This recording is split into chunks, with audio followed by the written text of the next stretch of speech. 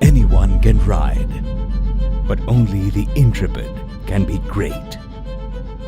Billions of people dream, while this boy lives it. Young but knows it all. Age is merely just a number for this boy. When one door closes, his arena opens. His blood, sweat, and tears lay on this domain. He falls, but pushes twice the energy to rise up. Fails, but never despairs.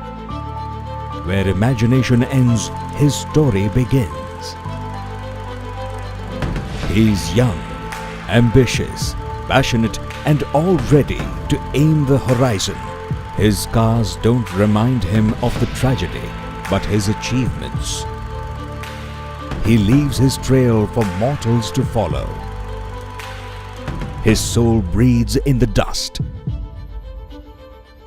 He wears his innocence on his sleeve. He aims to be the best of the best.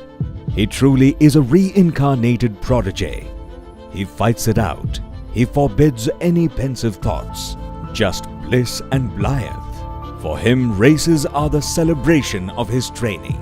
He survived because the fire inside him burned brighter than the fire around him. For him, impossible is not a declaration, it's a dare. He dared to dream. He is a fearless Indian.